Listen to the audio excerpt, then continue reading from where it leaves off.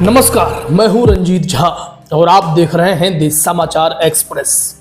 योगी सरकार अपनी सख्त कानून व्यवस्था के लिए बड़े बड़े दावे करती है, लेकिन उत्तर प्रदेश पुलिस की एक ऐसी करतूत सामने आई है जो इन दावों की पोल खोल देती है।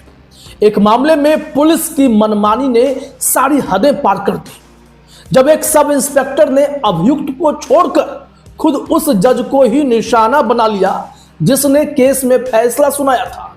जी हां, आपने सही सुना, पुलिस जज को ही गिरफ्तार करने के लिए बेताब हो गई। यह सुनकर आप भी हैरान होंगे कि आखिर ऐसा क्या हुआ कि योगी की पुलिस ने जज और अपराधी का फर्क तक भुला दिया। आइए जानते हैं क्या है पूरा मामला, जहां कानून के रखवाले ही कानून का मखौल उड़ाने पर उतर आए हैं। यह मामला उत्तर प्रदेश पुलिस की एक बड़ी मनमानी से जुड़ा हुआ है, जो बेहद अजीब भी है और हास्यास्पद है।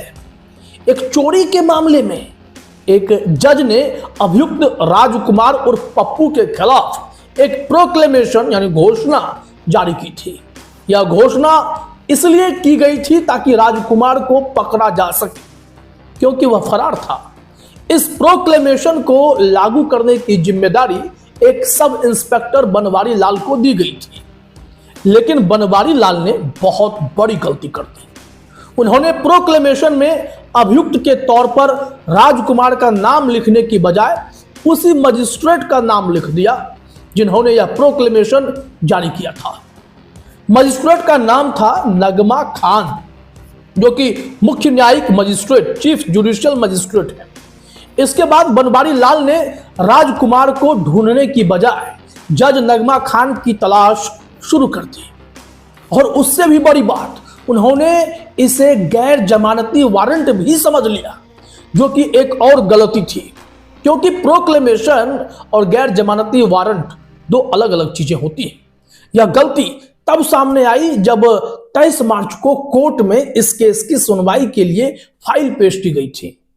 बनवारी लाल ने कोर्ट को बताया कि वह अभियुक्त नगमा खान को उनके घर पर ढूंढने गए थे, लेकिन वह वहां नहीं मिली।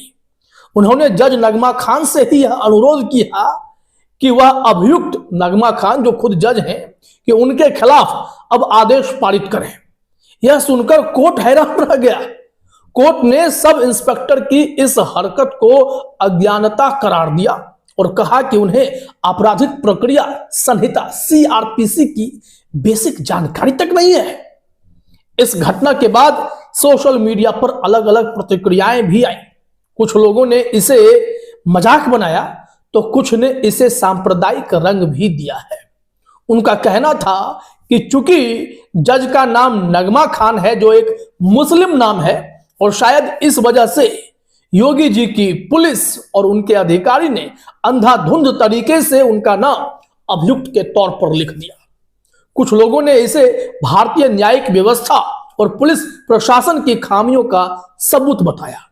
हालांकि जज मैडम ने तो अपना काम बहुत ही ईमानदारी से किया था, लेकिन क्या वाकई में बुलडोजर लेकर दौड़ने वाली पुलिस यह हरकत जानबूझकर कर रही थी? अब ऐसी स्थिति में जज क्या क्या एक्शन ले सकते हैं, चलिए समझते हैं। इस तरह की स्थिति में एक जज के पास कई तरह के कानूनी और प्रशासनिक कदम उठाने का अधिकार होता है।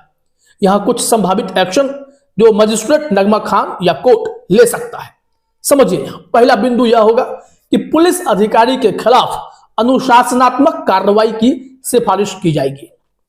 कोर्ट इस मामले को गंभीर लापरवाही मानते हुए सब इंस्पेक्टर बनवारी लाल के खिलाफ डिसिप्लिनरी एक्शन की सिफारिश कर सकता है। यह सिफारिश पुलिस विभाग के सीनियर ऑफिसर्स को भेजी जा सकती है, जिसके बाद बनवारी लाल को निलंबित किया जा सकता है या उनके खिलाफ जांच शुरू हो सकती है। कोर्ट ने पहले ही उनकी अज्ञानता की भी आलोचना की है, तो यह कदम स्वाभाविक है। जो दूसरा अहम पहलू बनता है, कोर्ट अपने एंड से कंटेम्प्ट ऑफ कोर्ट चला सकता है।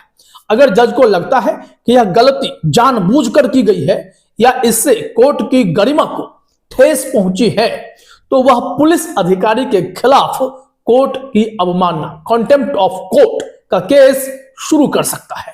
यह तब लागू होता है जब कोई व्यक्ति कोर्ट की प्रक्रिया में बाधा डालता है या उसकी अवहेलना करता है। इस मामले में जज का नाम अभियुक्त के तौर पर लिखना और उनकी तलाश करना कोर्ट की प्रक्रिया का मजाक बनाना माना जा सकता है। अवमानना सिद्ध होने पर पुलिस अधिकारी को सजा जैसे जुर्माना या जेल हो सकती है। पुलिस प्रशिक्षण पर अब जोर देना भी एक विकल्प यहां पर दिखाई पड़ता है। कोर्ट इस मामले को एक उदाहरण के तौर पर इस्तेमाल कर सकता है और पुलिस विभाग से कह सकता है कि वे अपने अधिकारियों को आपराधिक प्रक्रिया संहिता CRPC और कानूनी प्रक्रियाओं की बेहतर ट्रेनिंग दे। यह एक व्यापक कदम होगा ताकि भविष्य में ऐसी गलतियां ना हो। इस मामले में एक और विकल्प है। क्या यह सब कुछ कोई षड्यंत्र है तो जांच का आदेश भी पड़ सकता है।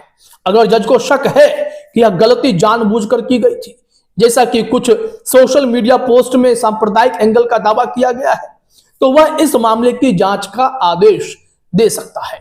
यह जांच यह पता लगाएगी कि क्या यह गलती वाकई अज्ञानता की वजह से हुई है या इसके पीछे कोई सांप्रदायिक मंशा थी।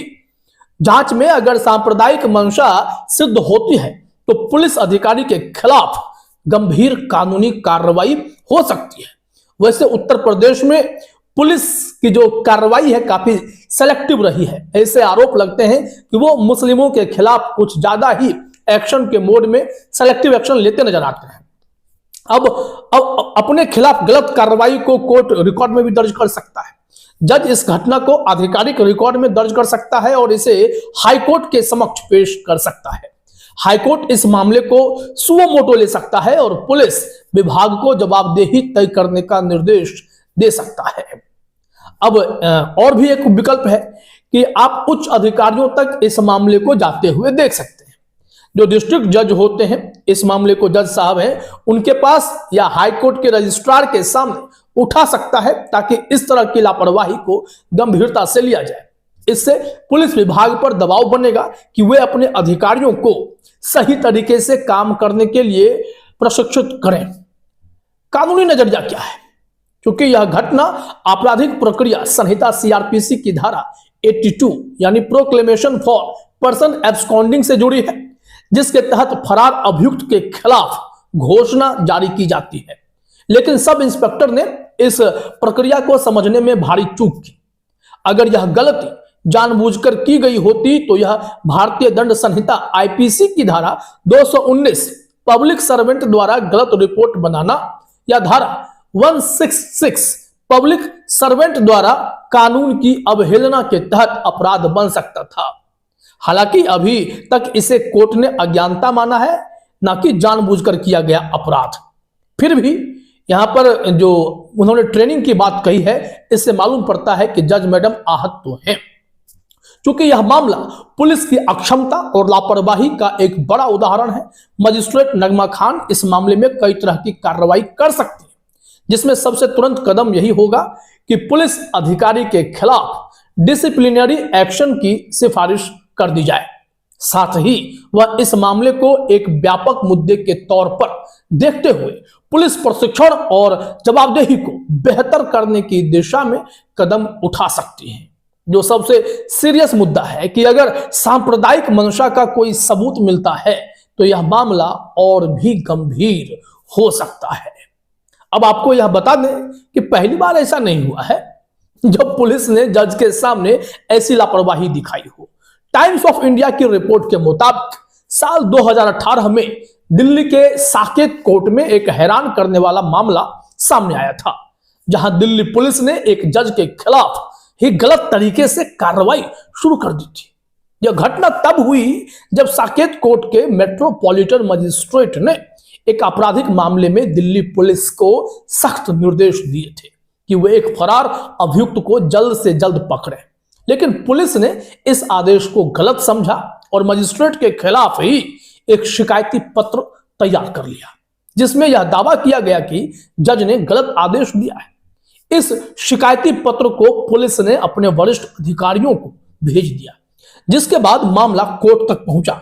साकेत कोर्ट ने इस घटना को गंभीरता से लिया और दिल्ली पुलिस के उस अधिकारी के खिलाफ अवमानना की कार्रवाई शुरू की। जिसने यह शिकायती पत्र तैयार किया था। कोर्ट ने इसे न्यायिक प्रक्रिया का अपमान करार देते हुए कहा कि पुलिस को कानूनी प्रक्रियाओं की बुनियादी समझ तक नहीं है। इस मामले ने दिल्ली पुलिस की ट्रेनिंग और जवाबदेही पर सवाल खड़े किए थे, ठीक वैसे ही जैसे नगमा खान के मामले में उत्तर प्रदेश पुलिस की लापरवाही सामने आई है। इस घटना ने भी पुलिस की अज्ञानता और ट्रेनिंग की कमी को उजागर किया था, जैसा कि अब नगमा खान के मामले में देखने को मिल रहा है। तो आपको यह वीडियो कैसा लगा? अगर आपको कई ज्ञानवर्धक चीजें प्राप्त हुई हों तो इस वीडियो को लाइक, शेयर और सब्सक्राइब जरूर करें। फिलहाल इस वीडियो में इतना ही। आप तमाम साथियों का हमसे जुड़ने के लिए बहुत बहुत शुक्रिया, धन्यवाद।